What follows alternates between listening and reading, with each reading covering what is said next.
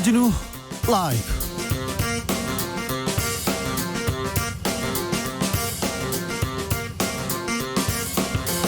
2020년 9월 11일 금요일입니다. 안녕하십니까, 주진우입니다. 강화된 거리두기 이제 이틀 남았습니다. 확진자는 400명대까지 치솟다가 최근에는 100명대를 유지하고 있는데요. 하지만 전국에서 산발적인 집단 감염 이어지고 있습니다. 걱정입니다. 이런 가운데 인천의 방역 상황이 눈에 띕니다. 수도권 내에서 유독 안정세를 보이고 있는데요. 그 비결은 뭘까요? 인천의 코로나 대응법, 박남춘 인천시장과 이야기 나눠보겠습니다. 4차 추경안이 국회로 넘어갔습니다. 어제 이낙연, 김종인 여야 대표는 추석 전에 신속 처리하겠다고 합의했는데요. 그런데 오늘은 다른 목소리가 나오고 있습니다. 주호영 국민의힘 원내대표 전국민 통신비 2만 원 지원에 대해서 제정신으로 할 일이 아니다라고 비판했는데요. 여야의 2만 원 공방, 정치연구소 영앤영에서 짚어봅니다.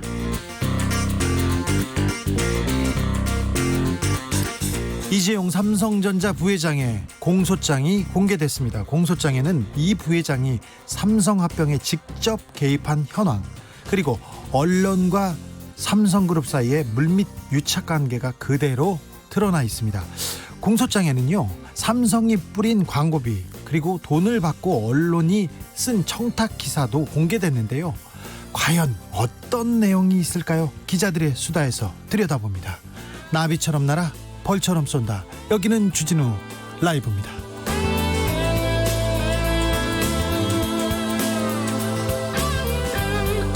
오늘도 자중자애, 겸손하고 진정성 있게 여러분과 함께 하겠습니다. 거리두기가 길어지면서 답답하다, 우울하다,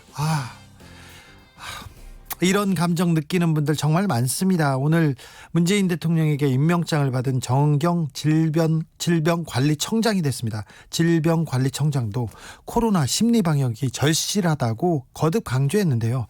우울할 땐 어떻게 하면 좀 나아지세요? 슬플 땐 어떻게 하세요? 가을 와서 가을 타서 코로나 더 좀 심각해졌다, 이런 분도 있습니다. 어떻게 해야 할까요? 집콕 잘하는 방법, 노하우 알려주십시오. 주말에 영화 한 편씩 보는 것도 괜찮을 텐데요. 추천 영화도 좀 부탁드리겠습니다. 코로나 시대 함께 이겨내는 법 한번 연구해 보자고요. 잠시 후에 저희는 그 라이너의 시사회에서 영화 한 편 소개하겠습니다. 자, 어떻게 집콕 잘할까? 샵 9730, 짧은 문자 50원, 긴 문자는 100원입니다. 콩으로 보내시면 무료입니다. 그럼 주진우 라이브 시작하겠습니다.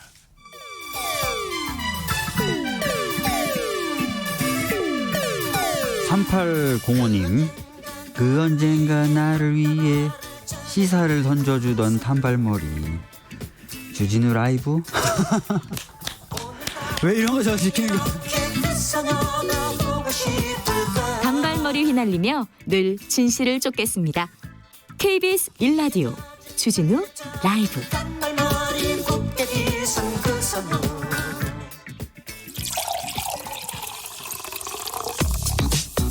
진짜 중요한 뉴스만 쭉 뽑아냈습니다. 주 라이브가 뽑은 오늘의 뉴스 주스. 정상근 기자, 어서 오세요. 네, 안녕하십니까. 사회적 거리두기 2.5단계 내일 모레까지인데요. 연장 여부 논의가 아직 계속되고 있습니다. 결정이 안 났어요? 네, 그렇습니다. 원래 오늘 이 거리두기 연장 여부를 논의할 것으로 예상이 됐었는데 이 정세균 국무총리가 하루 이틀 더 상황을 보자라는 입장을 밝혔습니다. 네. 100명대를 유지를 하고 있고 또 저번 주보다 확진자 수가 줄어든 것은 분명한데 그런데 며칠 전부터 또 조금씩 늘어나고 있는 상황이긴 합니다. 안 떨어져요, 좀처럼. 네. 이 정세균 총리는 이 강력한 사회적 거리두기에도 불구하고 이 지난주 목요일 이후에 하루 확진자가 100명대 중반에서 좀처럼 떨어지지 않고 있다라면서 이 수도권의 강화된 방역 조치가 종료되는 주말을 목전에 두고 있어서 더욱 고민이 큰 상황이라고 말을 했고요. 또 수많은 국민들을 생각하면 하루속히 제한을 풀어야겠지만 또 성급한 완화 조치가 재확산으로 이어지지 않을지 걱정이 된다라고도 말을 했습니다. 아이고, 자영업자들, 소상공인들 힘들다고 아우성입니다. 그런데 걱정입니다. 이분들 생각하면 풀어야 되는데 아닌 것도 같고요. 그런데 자영업자들 일부이긴 하지만 몇 분들은 항의 집회까지 나섰다면서요? 네, 이 대전에서 이런 항의 집회가 있었는데요. 이 대전시가 사회적 거리두기 2단계 조처를 오는 20일까지 연장을 했는데 대전의 노래방, 유흥주점 업주들이 어제 대전시청 앞에서 항의 집회를 잇따라 개최를 했습니다. 이분들은 이 방역 수칙을 지킬 테니까 집합금지를 풀어달라라고 촉구를 했는데요. 네. 사실 자영업자들 입장에서는 좀 심각한 상황이긴 합니다. 매우 심각합니다. 네, 지난 9일에 이 한국 신용데이터가 이 전국 소상공인 사업장 65만 곳의 카드 결제 정보를 분석을 했는데 네. 9월 첫째 주 그러니까 8월 31일부터 9월 6일까지 PC방, 노래연습장, 비디오방 등 이 여가시설 매출이 지난해 같은 기간 매출의 9%밖에 안 됐습니다. 91%가 지금 떨어졌다는 거 아니에요? 네, 지난해 이맘때 100원을 벌었으면 올해는 9원밖에 못 벌었다라는 건데 예. 이걸 수도권 지역만 떼놓고 보면은 3% 수준까지 줄어들었고요. 아이고. 서울은 1%였습니다. 작년에 100원 벌었는데 올해는 1원 벌었다고요? 네, 심각한 상황이죠. 심각합니다. 네. 그래서 이러지도 못하고 저러지도 못하는데 참 걱정입니다. 네, 걱정이 앞으로가 더 많습니다. 걱정입니다. 문재인 대통령이 오늘 정은경 질병관리청장에게 직접 임명장을 전달했습니다. 직접 가서 줬어요? 네, 이 충북 청주에 위치한 질병관리본부 긴급상황센터를 문재인 대통령이 직접 찾아갔습니다. 이 문재인 정부 들어서 대통령이 장 차관에 대한 임명장을 청와대 밖에서 수여한 것은 이번이 처음이고 사실 차관급에게 대통령이 직접 임명장을 수여한 것도 몇 건 안 됩니다. 예. 청와대는 코로나19 방역 총지휘관에 해당하는 정은경 신임 청장이 이 청와대까지 다녀가는 수고를 더는 것은 물론이고 내일 출범하죠. 이 질병관리청 이 직원들의 사기 진작을 위해서 대통령의 현장 방문이 필요하다라고 판단한 것으로 보입니다. 또 그만큼 이 정은경 신임 청장에 대한 문재인 대통령의 신뢰를 보여주는 것으로도 언론은 해석을 하고 있고요. 이 문재인 대통령은 임명장을 수여한 후 꽃다발과 이 건강한 국민, 안전한 사회라는 이 문구가 새겨진 축하패도 건넸습니다. 이 꽃다발은 이 새로운 만남을 의미하는 알스트로메리아 그리고 감사를 상징하는 카네이션, 이 보호를 뜻하는 산 부축꽃 등 세 가지 꽃으로 이루어졌다고 설명을 했고요. 이런 것까지 설명했습니까? 청와대에서? 네, 문재인 대통령은 정은경 청장에게 이 세계 모범으로 인정받은 K방역의 영웅인 정 본부장이 초대 청장으로 임명된 것을 축하한다라고 말을 했고 이 정은경 신임 청장은 우리의 존재를 잊지 않겠다. 이 코로나19 극복과 감염병 컨트롤 타워로서 역할을 충실히 하겠다라고 말을 했습니다.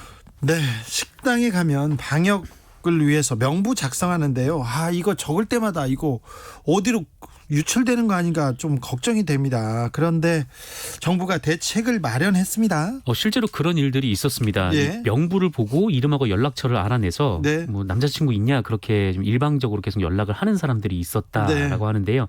절대 해서는 안 되는 행동이죠. 그럼요. 네, 어쨌든 뭐 이런 일이 이어지니까 정부가 이 종이 명부에 이름을 제외하고 적는 방안을 추진하기로 했습니다. 예. 이르면 이달 중에 다중이용시설 방문 시 이 수기 명부에서 방문자 이름을 빼고 휴대전화번호 그리고 대략적인 주소만 적기로 한 건데요. 네. 사실 이 전자출입 명부가 안전하긴 한데 이 스마트폰이 없거나 이 스마트폰 사용이 익숙치 않은 이 정보 취약계층도 있기 때문에 정부는 전화 한 통으로 이 출입 명부를 기록하는 방안도 도입한다라는 계획입니다.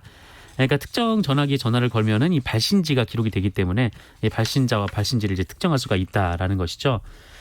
또한 이 당국은 지자체와 협업해서 이 코로나19 확진자 동선 정보를 이 마지막 접촉자와 접촉한 날로부터 14일 뒤에 삭제를 하고 이 확진자의 개인 식별 정보도 비공개하도록 의무화하는 방안도 추진하기로 했습니다. 코로나 방역 중요합니다. 그런데 개인 정보가 유출되는 거 그리고 개인의 정보가 어디까지 노출되는지 어디까지 이런 걸 감시해야 되는 건지도 좀 심각하게 고민해야 볼 만한 사안은 맞아요. 그런데 이 얘기를 못하고 있는데 앞으로 살펴보겠습니다. 네. 코로나 신규 확진자가 얼마나 됩니까? 네, 오늘 0시 기준 신규 코로나19 확진자가 모두 176명입니다. 어제보다 21명 늘어났는데요. 계속 100명대를 유지하긴 하는데 조금씩 확진자가 늘어나고 있는 상황입니다.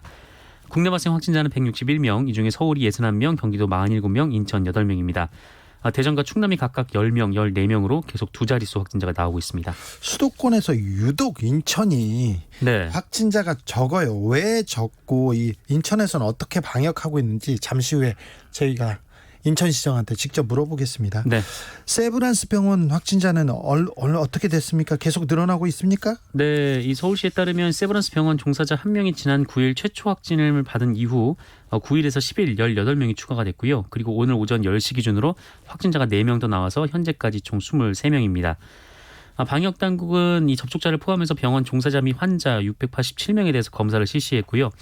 현재 양성이 18명이 나왔고 음성이 181명, 그리고 나머지는 검사가 진행 중인 상황입니다. 그리고 서울에서는 영등포구에 소재한 1년 정종, 그리고 송파구 쿠팡물류센터, 종로구청 미화 노동자 등을 중심으로 확진이 이어지고 있고요.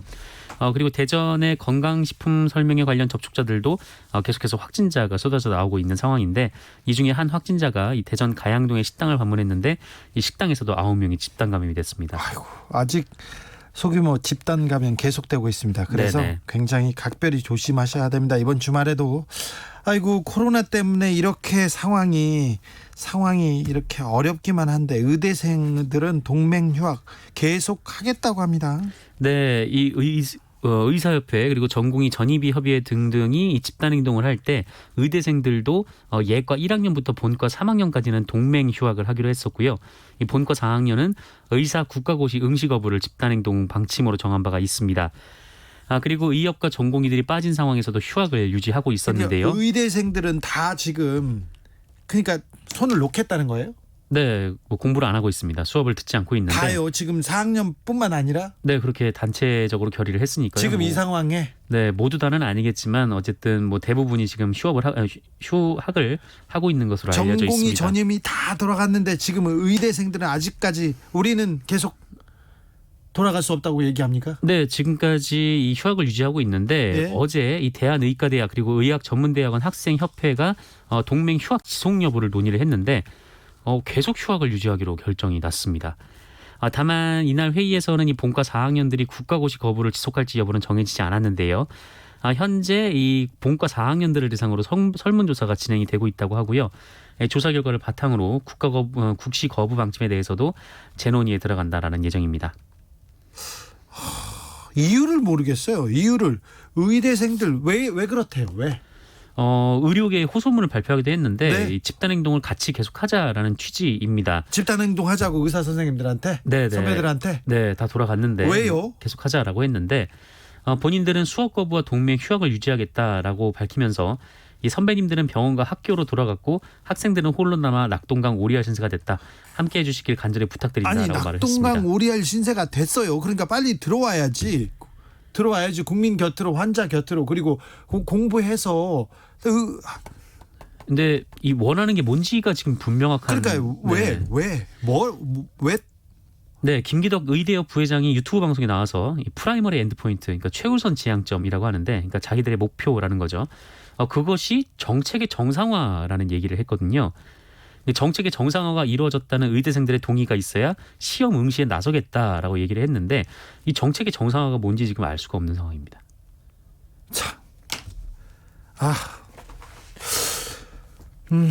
아니, 의대 교수님들은 뭐랍니까? 의대 학장 그리고 원장들로 구성된 한국의과대학 의학전문대학원 협회가 의대생들에게 학업과 국가시험에 매진하라 이렇게 호소했습니다. 예. 이 본연의 자리로 돌아와서 이 새로운 제도를 만드는 과정에 주역이 돼달라라면서 이 학장 원장들도 의정 협의가 제대로 이루어지도록 중단 없이 감시할 것이다라고 얘기를 했습니다. 다만 그러면서도 이 최근의 사태에 대해서 국민 여러분께 심려를 끼쳐 송구하다라면서 그간의 혼란이 비록 정책을 바로잡는 과정에서 벌어진 일이라고 하더라도 겸허한 성찰과 용기 있는 사과는 필요하다라면서 의대생 여러분의 현명한 판단을 기대한다라고 했습니다. 네, 현명한 판단을 기대하겠습니다. 겸허한 성찰, 용기 있는 사과 필요합니다. 네. 기다리겠습니다. 얼른 돌아오세요. 네. 추미애 장관 이야기가 계속 되는데요. 그동안 한국군 지원단장 이렇게 얘기하기만 했는데 그 폭로자가 자신의 실명을 공개하고 또 그 폭로를 이어갔습니다. 네, 이 현재 나오고 있는 추미애 장관 측의 각종 청탁이 있었다라는 주장의 근거가 대부분 이 한국군 지원단장의 말로부터 비롯됐는데요. 네. 오늘 자신의 말에 거짓이 없다라면서 실명을 공개하고 입장을 냈습니다. 네. 이원철 예비역 대령인데요. 추미애 장관 측의 아들의 용산 배치를 요구하는 청탁이라든가 이 평창 동계올림픽 통역병으로 참여해달라는 청탁이 있었다. 이런 기존의 주장을 이어갔습니다. 그런데 이 대령님이 이철원 전 대령이 네. 청탁을 직접 추미애 장관 측에서 직접 받은 겁니까? 그렇지는 않습니다. 그런 청탁을 부하들이 들었다는 걸 본인이 보고받았다라는 주장이었습니다. 예. 그리고 이 이철원 전 대령이 추미애 장관의 남편과 시어머니에게 본인이 정신교육을 했다라고 녹취록에 나와 있었는데요. 그런데 그때 사진이 공개됐잖아요. 네. 수십 명, 수십 명이 있는 데서 이렇게 청탁을 하기는 쉽지 않아 보인다는 그런 또 주장도 있었고요. 네, 그래서 이 추미애 장관 가족이 왔다는 얘기를 듣고 모두의 앞에서 의식적으로 청탁을 하지 말라 이런 얘기를 한 것이다라고 아하. 얘기를 했습니다. 그러니까 예. 별도로 가족들을 접촉한 바 없다라는 것이죠. 별도로 가족들한테는 얘기하지 않았는데 추미애 장관 가족이 왔으니까 더 의식적으로 얘기했다는 거죠. 네, 그것이 이제 지금 주장입니다. 네. 그리고 신원식 의원과 밀접한 관계다라는 주장이 있는데요. 이 3사단 사단장과 이 참모장으로 같이 근무를 하긴 했는데 그 기간이 3개월 남짓밖에 안 됐다라고 얘기를 했습니다. 네. 이후로 연락이 없이 지냈고 이번 일로 인해서 거의 9년 만에 통화를 했다 이렇게 주장을 했고요. 그리고 이 주장과 함께 이 추미애 장관 아들이 부대원들과의 카카오톡에서 SNS 대화에서 용산에 갔었어야 했다라거나 이 동계올림픽에 갔었어야 했다라는 주장을 한 내용이 발견됐다라는 언론의 보도도 있었습니다. 네. 민주당에서는 어떤 입장입니까?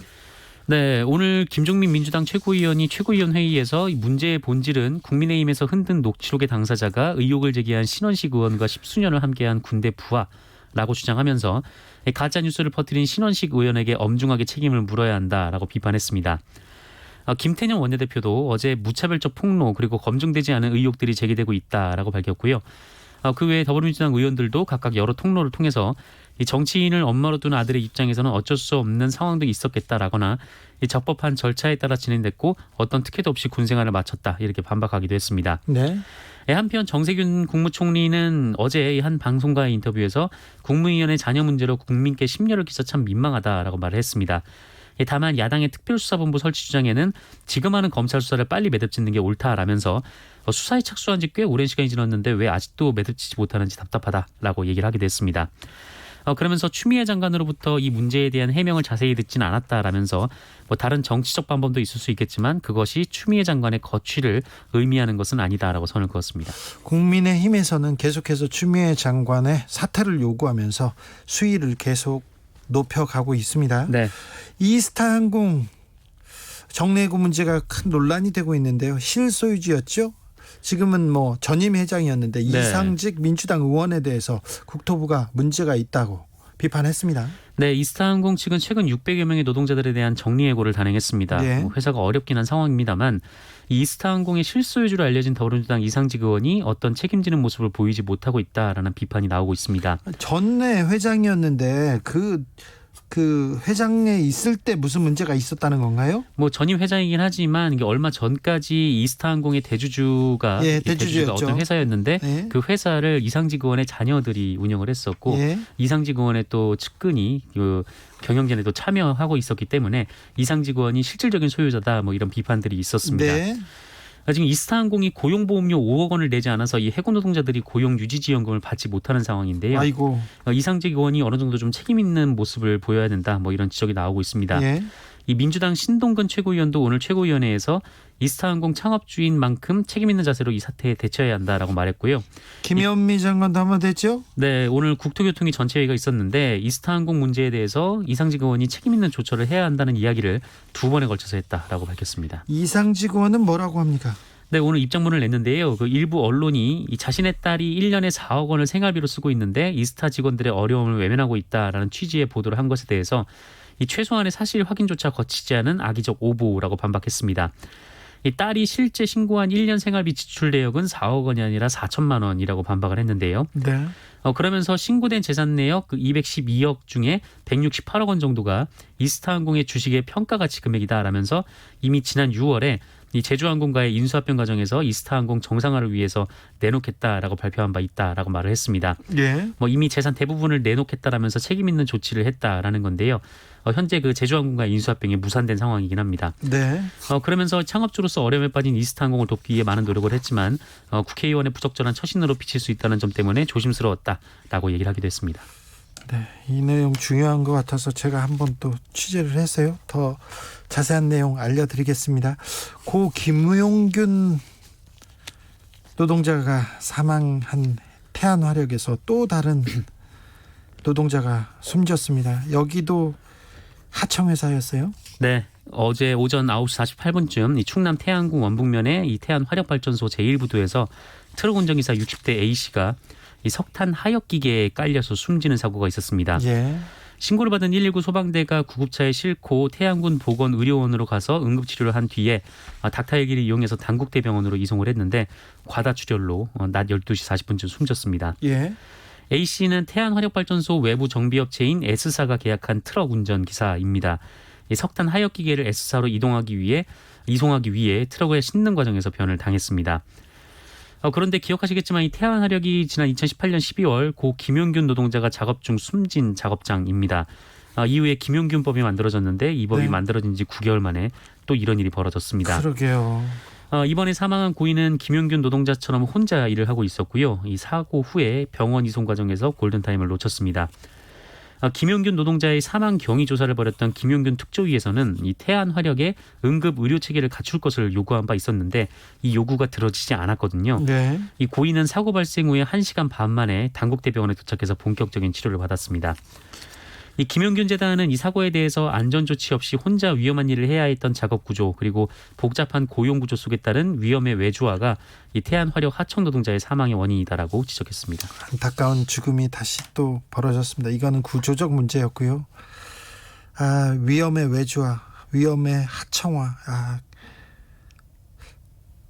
이 태안화력이 네. 이 노동자의 생명, 안전 책임져야 되는데 계속해서 이렇게 외주하고 하청회사한테 이렇게 떠넘깁니다. 노동자한테 떠넘기고요. 안타까운 뉴스였는데 계속 이어 전해드리겠습니다. 주스 정상근 기자와 함께했습니다. 감사합니다. 네, 고맙습니다. 안정미 님이 의대생들이 요구하는 정책의 정상화. 정부가 백기 들고 모든 걸 백지화하라는 것이죠. 이렇게 얘기하는데 정부가 백지화했습니다. 의협이나 다른 데하고 합의하고 코로나가 지금 진정될 때까지는 추진 안 하겠다고 백지화를 했어요. 근데 백지화를 했는데도 안 들어오고 있는데 이 상황을 어떻게 보는 건지 의대생들은 좀 안타깝습니다. 1902님 어젯밤 산책로에서 귀뚜라미 소리를 들었네. 여름 안에 가을이 들어있었네. 손명찬의 시처럼 진짜 가을 냄새가 납니다. 네. 여름 안에 가을이 온 게 아니라 이제 한가을이에요. 아이고 추워요. 아침 저녁으로. 홀리오 안드레오티님이 집에서 화나게 했던 사람들 생각하면서 사이드 크런치 합니다. 그럼 평소보다 좀 더 많이 하기도 하고 힘들어서 화도 좀 풀려요. 이거 사이드 크런치가 그 헬스 트레이닝 그런 건가 봅니다. 네. 혼자서 운동하면 좀 풀립니다. 맞습니다. 김대성님은 긴 장마에 태풍 거리두기까지 이럴 땐 요일별로 김치전, 파전, 해물전, 감자전, 녹두전, 조개전, 지짐이 잔치가 제일이죠. 아이고 이것도 좋은 생각인 것 같습니다. 8517님 딸아이랑 2주 만에 장보러 차 타고 마트 다녀오는 길이에요. 뉴스 끝나고 다음엔 주진우 라이브지. 엄마 때문에 나도 다 한다. 집에서나 밖에서나 주진우 라이브 항상 함께합니다. 감사합니다. 이게 좋은 방법입니다. 네. 주진우 라이브와 함께하는 법 괜찮습니다. 네. 여러분도 뭔가 해낼 수 있다는 것도 보입니다. 말 못해도 이렇게 뉴스 진행할 수 있다는 것도 알려주지 않습니까? 교통정보센터 다녀올게요. 김은아 씨. 네, 빗길 조심 운전하셔야겠는데요. 호남고속도로 순천 방향 창평 부근 갓길에서 승용차 단독 사고가 났고요. 이전에 태인나들목 일대 2km 정체는 작업 여파입니다. 더 가서 광산에서 산월까지도 막히고 있습니다. 천안 방향은 동광주 일대 1km 밀리고 있습니다. 호남고속도로 지선 대전 방향인데요. 논산 부근 2차로에서 작업하느라 일대 4km 구간 정체고요. 논산 방향 유성분기점에서 유성까지 막히고 있습니다. 경부고속도로는 서울 방향 남사 부근 사고는 정리가 됐지만 안성분기점에서 오산 부근까지 정체가 더 심해졌고요. 다시 오산부터 수원 부근과 신갈분기점 일대 2km, 서울요금소에서 판교분기점까지 막히고 있습니다. 또 달래내 부근에서 오산 부근까지도 역시 제속도를 못 내고 있습니다. KBS 교통정보센터였습니다. 주진우 라이브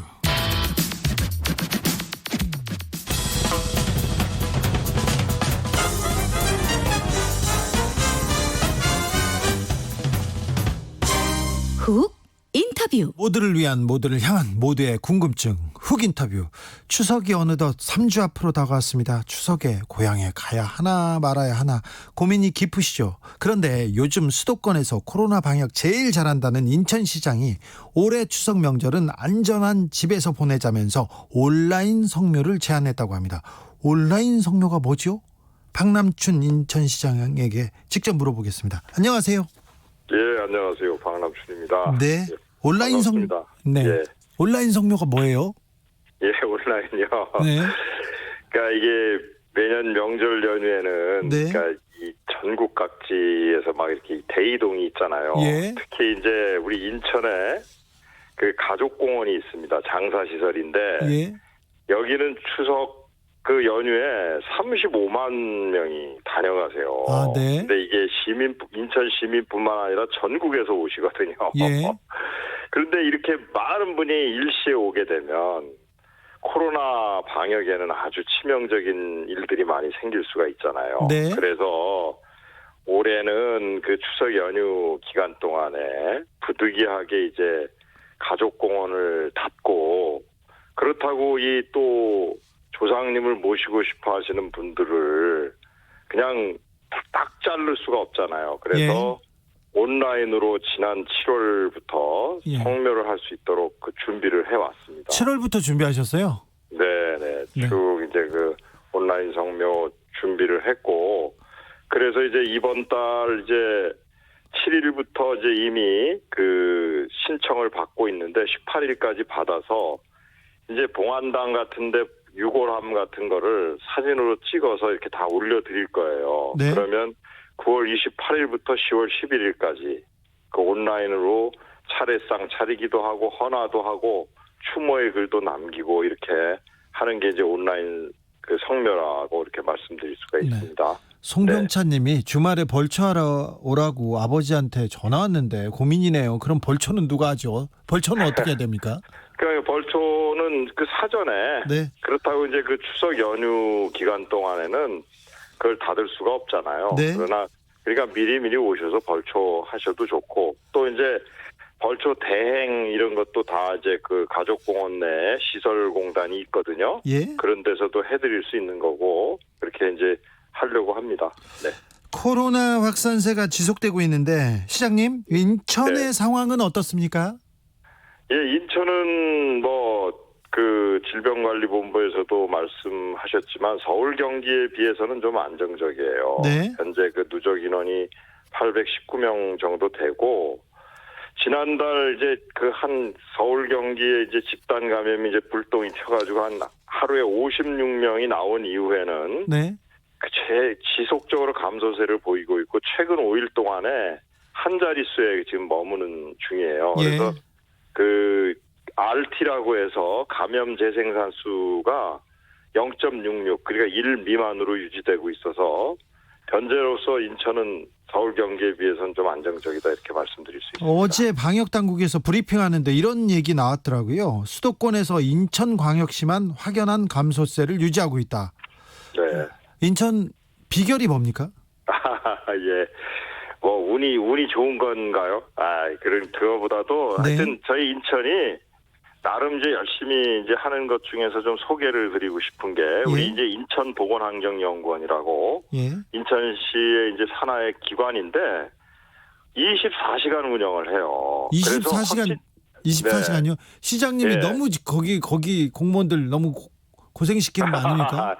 진짜 미안하죠. 그런데 이제 교대 근무를 좀 하실 수 있게 인원 충원을 네. 사전에 했고 이제 하거든요. 그래서 확진자가 발생을 하면 이게 얼마나 빨리 격리 입원을 시키냐, 이게 그 2차 감염을 막는 방법이잖아요. 예. 그래서 저희는 24시간 운영을 해서 새벽에도 확진자가 생기면 격리 입원 조치를 하고 있어요. 예. 그리고 인천이 조금 또 자랑스럽게 생각하는 그 방법은 2주간 자가격리를 하고 나면 해제 직전인 13일째에 다시 검사를 합니다. 예. 네, 그러면 여기에서 이제 우리가 무증상 감염자를 찾아낸 게 59명이나 찾아서 입원 조치를 했어요. 만일 네. 이분들을 그냥 자가격리 기간이 2주일 끝났다고 무조건 풀어드렸으면 예. 무증상 상태이기 때문에 많이 다니시면서 지역사회 감염을 시켰지 않았겠습니까? 예. 그러니까 이런 일들을 하고 있고 또 이제 우리는 그 호흡기 질환자를 진료를 보는 병원들하고 유기적인 협조 체제를 구해서 호흡기 질환 중에서 조금 정도가 심하다 하는 분들은 무조건 좀 선별 진료소로 보내서 코로나 검사를 받도록 동네 병원들에서 강력히 권고를 하는 체제 예. 이런 것들을 통해서 많은 분들을 지금 그 무증상 상태에서 찾아내고 있어요. 근데 이게 저는 우리 인천이 네. 다소 안정적 관리를 가능하게 하는 여러 가지 비결 중에 하나가 아닌가 이렇게 생각하고 있습니다. 네. 시장님을 모신 이유가요. 얼마 네. 전에 저희 프로그램에서 그 의사 선생님들 모아서 공공의료, 지방의료원 상황에 대해서 짚어본 적이 네. 있는데 네. 당시 출연하셨던 의사 선생님들이 예. 여러 지방의료원에서 예산 부족 문제 얘기하면서 좀 어려움 계속 있는데 유일하게 잘 헤쳐나가고 있는 지방의료원이 있는데 이게 인천이다 하면서 인천에서 지자체에서 특별히 예산도 잘해주고 지원도 잘해주고 있다 이 얘기를 해서 모신 거예요. 예, 공공의료에 아이고. 대해서는 좀 신경을 네. 쓰신 거죠, 시장님? 네, 이게 예, 과찬이시지만 저는 이 코로나 이제 그 사태가 딱 처음 났을 때 분명히 이게 우리 인천의료원 같은 경우는 코로나에 이제 전념을 해야 되는데 그러다 보면 다른 일반 환자를 못 보잖아요. 예. 어려워질 것이다라고 예측을 했어요. 그래서 아주 그냥 처음에 그냥 100억을 이렇게 드렸어요. 드리고 예. 이제 지금도 그렇다고 그게 풍족한 건 아니거든요. 네. 이게 지금 계속 이제 또 급여도 나가고 막 이러다 보면 또 병상 확충도 해야 되고 물자도 또 드려야 되고 그래서 이제 곧 12억을 또 더 드릴 거고 올해 말로는 한 2개로 한 500억 정도를 인천의료원에 재정 지원을 해드릴 생각입니다. 그래서 네. 지금 현재 우리 인천의료원에서는 경영 안정 자금으로도 쓰고 또 근무 환경 개선도 해야 돼요. 간호사들을 많이 충원을 하는 반면에 또 기숙사 같은 게 부족할 거 아닙니까? 예, 예. 그런데도 한 43억 원을 써야 되고 또 노후 장비나 이런 것도 교체하고 이래서 하여튼 진료에 전념할 수 있도록 저희 우리 시에서 인천의료원에 재정적 지원을 아끼지 않을 생각입니다. 네, 의사 선생님도 그렇지만 그 간호사 선생님 복지나 뭐 그 지원 아끼지 않고 있는 거죠. 네, 그럴 최선을 다하려고 합니다. 네, 인천이 다행히 안정적이고 선제적으로 코로나 방역에 힘쓰고 있습니다. 좋은 얘기는 여기까지였고요. 이제부터 어려운 네. 질문 나갑니다. 이다로님 네. 질문입니다. 인천 코로나 적은 건 그냥 운이에요. 지나가다 봤는데 술집마다 바글바글 하던데요. 얘기하는데요. 네, 근데 물론 이제 그럴 수는 있는데 네. 요즘 이제 우리 그 2.5단계로 상향하고 나서는 네, 그 9시 이후에 이제 술이나 취식을 못 하게 돼 있잖아요. 인천도 그렇습니까? 네, 그렇습니다. 네. 그래서 이제 그런 데 대해서는 저희 그 공직자들이 점검도 나가고 이제 예. 열심히 하고 있어요. 그러나 무엇보다도 방역의 주체는 시민이세요. 예. 네, 시민들께서 잘 지켜주시고 하는 게 가장 핵심 방역 수칙이라고 생각합니다. 자, 2804님 질문입니다. 잘 되는 거 맞나요? 그러면서 바닷가 쪽은 어마어마하게 모이던데요 했는데 서울은 한강 지역만 막으면 되는데 인천은 바다잖아요. 바다를 다 막을 수도 예. 없고 네. 어떻게 그게- 하고 계세요? 네, 바다에 이제 그 해수욕장 같은 경우도 네. 이제 폐장이 됐잖아요. 네. 폐장이 됐고 또 이제 그 실외에 그 계시더라도 마스크 착용을 꼭 좀 해달라. 네.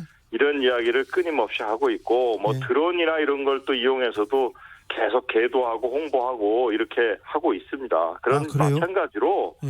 그런 데서도 그 광활한 지역을 어떻게 일일이 단속이나 이런 걸로 그 방역이 되겠어요. 네. 시민들께서 마스크 꼭 써야 된다. 그리고 충분한 거리 두기를 해야 한다. 이런 그 수칙을 지켜주시는 게 가장 중요한 그 항체라고 생각합니다. 김성님 이런 의견 주셨어요. 인천 시민들 잘 지키고 있습니다. 제가요.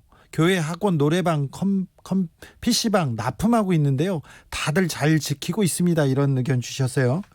네. 코로나 확진자가 감소 추세입니다. 인천은 확실히 안정세이기는 한데 그래도 마지막까지 인천은 어느 부분에 어떤 노력을 하실 겁니까? 예, 마찬가지로 이게요, 코로나가 방심하면 안 됩니다. 네. 그러니까 이게 결국은 가장 힘들어지고 지금 서울 경기가 이제 소규모 집단 감염이 계속 이어지는 게 문제거든요. 예. 그래서 우리 인천도 이제 교회나 이런 또 우리 그 종교 시설이나 이런 쪽에서 소규모 집단 감염이 일어나지 않게 계속 또 관리를 해야 되고요. 또 인천 교회 많아요, 교회. 예, 교회가 많죠. 예. 많은데 지금까지 뭐 큰 문제가 되진 않았던 거고요. 그렇죠. 그다음에 이제 방문 판매 여기를 통해서 많이 지금 감염이 되고 있습니다. 예. 그리고 가장 진짜 감염이 되면 어려워질 곳이 어디냐면 어르신들이 많이 계신 요양병원과 요양원이에요. 네. 여기는 상당히 지금 아프시잖아요. 여기에다가 코로나까지 감염이 되시면 이 사망자가 늘어날 수 있는 겁니다. 예. 그래서 그런 고위험 시설들에 대해서는 미리미리 거기 종사자들이 좀 불필요한데 방문하지 않기라든지 또는 면회나 이런 걸 철저히 차단한다든지 해서 잘 관리를 해 나가야지 저는 이런 안정적 추세를 이어갈 수 있다 이렇게 생각하고 있습니다. 네. 이재명 경기도지사는 대선 주자로 막 각광받고 있는데 왜 박남춘은 안 불러주지 그런 것 때문에 속상하진 않습니까? 예, 뭐 전혀 속상하지 않고요. 아유 속상하잖아요 조금은요. 아니에요. 제가 또 할 일 열심히 하고 이제 있습니다. 네. 예. 코로나가 안정되면요 어떻게 잘했다 그걸 가지고 한 번 더 모시겠습니다. 네, 그렇게 하겠습니다. 최선을 다하겠고요. 하여튼 시민 여러분들이 함께 해주시는 게 코로나 방역의 핵심 항체입니다. 그러니까 항상 좀 함께 해주시고 좀 도와주시기를 이 자리를 통해서 간곡히 부탁드리고 추석 연휴에 제발 이번만큼은 좀 집에 좀 머물러 주셨으면 감사하겠습니다. 알겠습니다. 너무 시장님 같았어요 발언이. 네, 감사합니다. 감사합니다. 지금까지 예. 박남춘 인천시장이었습니다.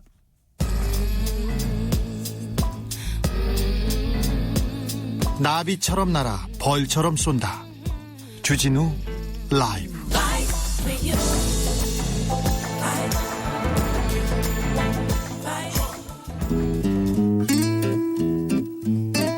현실에 불이 꺼지고 영화에 막이 오릅니다. 영화보다 더 영화 같은 현실, 오늘의 시사는 어떤 장면일까요? 시작합니다.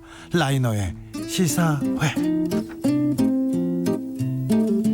영화로 요즘 우리 사회 들여다보겠습니다. 영화 전문 유튜버 라이너 어서 오세요. 네, 안녕하세요. 잘 지내세요? 네. 마스크 쓰고 있는 거 힘들죠? 너무 불편하고. 특별히 라이너 씨한테는 마스크가 좀 작아 보여 항상. 네, 좀 작은 걸 쓰고 다니는 게 아닌가. 그러니까. 네. 유아용 아닙니까? 아닙니다. 네. 자, 오늘은 어떤 얘기 해볼까요? 어떤 영화 해볼까요? 네, 요즘 이제 코로나 블루라고 하죠. 네. 이 집에서 모두 계시기 때문에 그런 분들 많아요. 우울한 사람들. 우울한 사람들이 너무 많아서요. 네. 오늘은 되게 가볍게 볼 수 있는 로맨틱 코미디. 달달한 사랑 이야기. 예. 네, 이런 걸 좀 가지고 와봤습니다. 네. 이 영국의 워킹 타이틀이라는 제작사에서 만든 시간을 여행하는 사랑 이야기입니다. 도널 글리슨, 레이첼 맥아담스 주연의 About Time이라는 영화예요. 예, 좋은 영화예요. 네, 맞습니다. 훌륭한 영화예요. 네. 이 영화를 만든 영국 회사, 영국 제작사, 이 회사가 영화를 잘 만드는 곳이에요. 네, 굉장히 유명한 회사예요. 많은 분들이 알고 있는 로맨틱 코미디 영화들을 되게 많이 만들었습니다. 흔히 이제 휴 그랜트가 나오는 로맨틱 코미디들, 네. 흔히 말해서 뭐 브리짓 존슨의 일이나 그렇죠. 뭐 노팅힐이라든지 러브 액츄얼리, 사랑에 대한 모든 것, 이런 작품들이 워킹 타이틀 작품이고요. 지금 여기 아까 일러준 영화만 봐도 이번 주말에 아주 재밌겠는데요. 편안하고요. 그렇죠. 네. 이 어떤 달달한 사랑 이야기는 그만큼만 보셔도 되게 대중적인 그런 재미를 느끼실 수 있고, 예. 또 이제 워킹 타이틀은 음악하고 또 이런 사랑을 섞은 노래들, 그 작품들이 많습니다. 뭐 최근에 예스터데이라든지 나의 첫 번째 슈퍼스타 이런 작품도 있고요. 레미제라블. 레미제라블. 네, 그렇습니다. 그리고 사랑도 리콜이 되나요? 뭐 이런 작품들. 어바웃 타임으로 가볼까요? 네, 어바웃 타임은요. 네. 팀이라는 남자가 주인공인데요. 약간 뭐 그렇게 멋있진 않지만 평범한. 그렇죠. 평범한 친구인데 21살 때 이제 생일날 파티하고 뭐 이랬던 적이 있습니다. 네. 그때 뭐 별로 그렇게 썩 좋은 기억은 아니었는데 생일이 지난 다음 날 아버지가 잠깐 와봐라 이러면서 우리 가문의 비밀을 알려주겠다.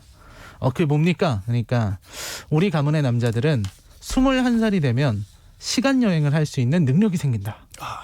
이런 얘기를 해준 거예요. 저는 시간 여행 초현실적으로 막 가는 거 네네. 그런 영화 싫어해요. 그래서 리얼리티 떨어지는 건 안 보거든요. 네. 근데 여기서부터 재밌습니다.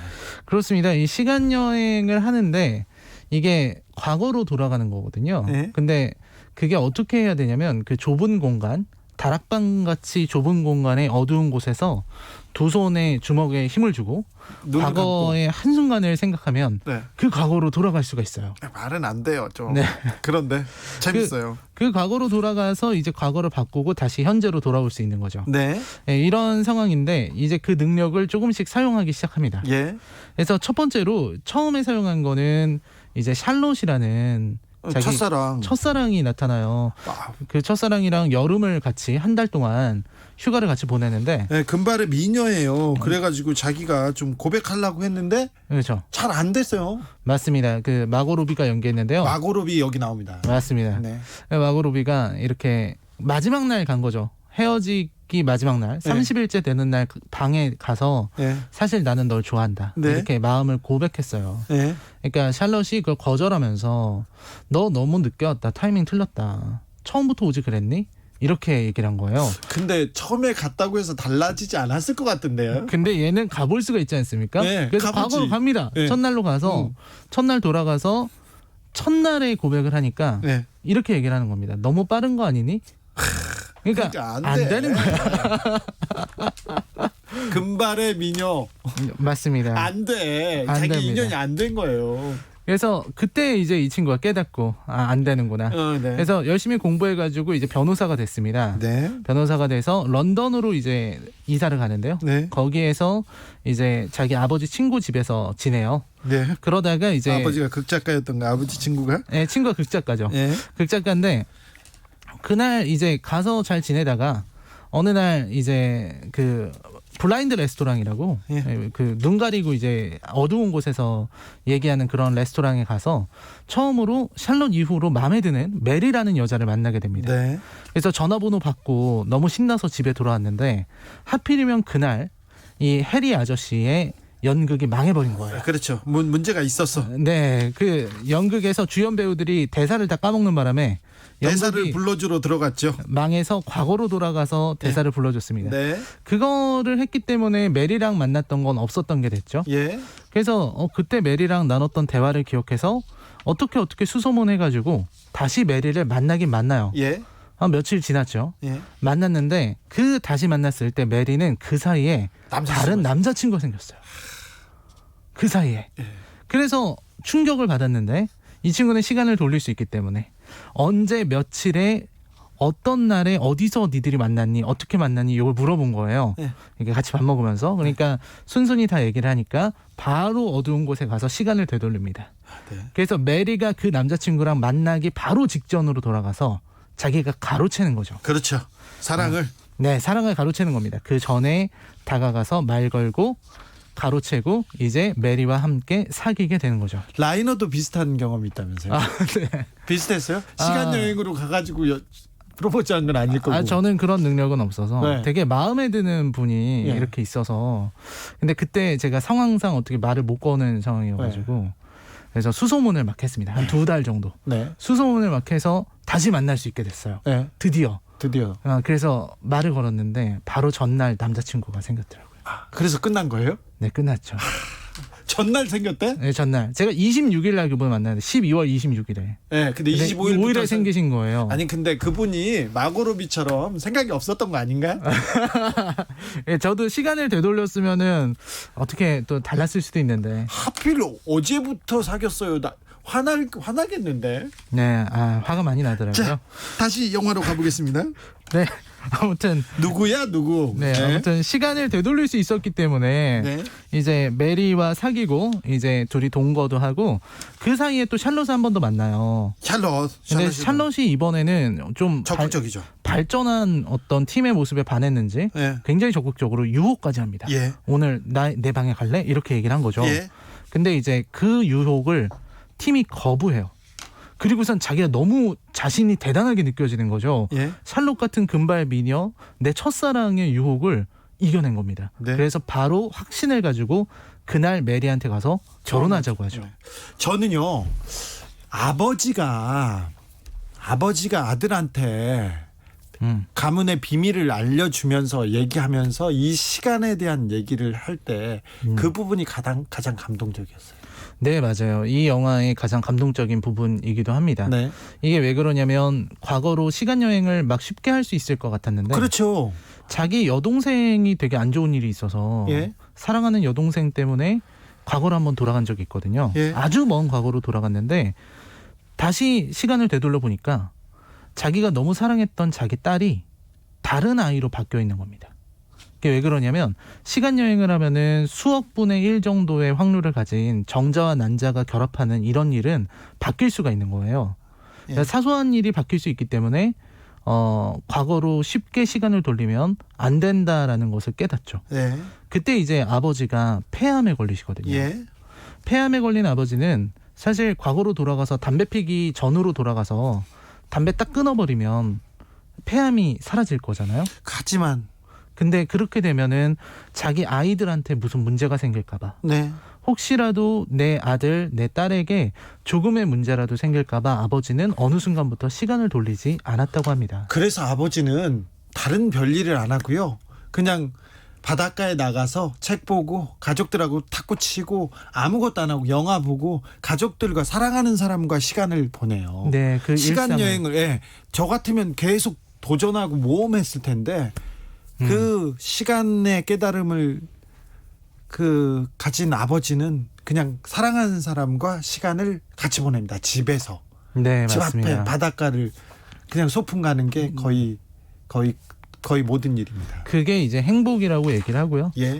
그리고 아들에게 조언을 해주는데요. 예. 그 조언이 뭐냐면 너의 하루가 얼마나 소중한지를 알고 싶으면 네. 하루를 한 번 더 살아보라는 겁니다. 이 시간 바꾸는 능력을 다른 데 쓰지 말고 하루가 쭉 지나고 밤이 돼서 잘 때가 되면은 그 하루를 한 번 더 살아보는 거예요. 네. 그러면은 내가 어디서 실수했는지를 깨닫게 되고 또 내가 어떤 부분에서 잘했는지 어떻게 하면 일이 더 잘 풀릴 수 있는지를 생각하게 되면서 하루를 좀 더 충실하게 보내게 됩니다. 이 가족 영화로 딱이에요. 아, 네, 가족 네. 영화로 그리고 딱이죠. 이 코로나 시대 시간에 대해서도 다시 한번 생각해 보고요. 네, 그런 영화로 굉장히 좋은 것 같아요. 네, 맞습니다. 고희정님이 잔인한 문자 보내셨는데요. 그 여자는 어제였어도 조금 전에 남친 생겼어. 이렇게 했을 거라고. 저도 비슷한 생각이잖아요. 아, 네. 네. 그렇게 그런 거였군요. 제가 너무 순진하게. 그러면 정말로 어제 생긴 줄 알고. 마고로비 생각해 보세요. 아니 첫날 오면 너무 빨리 온 거 아니야? 마지막 건 너무 늦게 온 거 아니야? 그렇죠. 그러니까 저한테 그분이 샬롯 같은 그런 분이었던 것 같습니다. 그런 것 같아요. 네, 라이너의 샬롯 어디서 잘 살고 있는지 한번 보고 싶다. 네. 건강하시길 바랍니다. 그럴까요? 네. 시사회 오늘 영화는 시간 여행을 다룬 어바웃 타임이었습니다. 굉장히 좋은 영화, 가슴 뭉클한 영화입니다. 라이너 오늘도 감사했습니다. 네, 고맙습니다. 어바웃 타임 음악도 좋습니다. OST 중에서 벤 폴스의 더 럭키스트 들으면서 잠시 쉬었다 6시에 오겠습니다.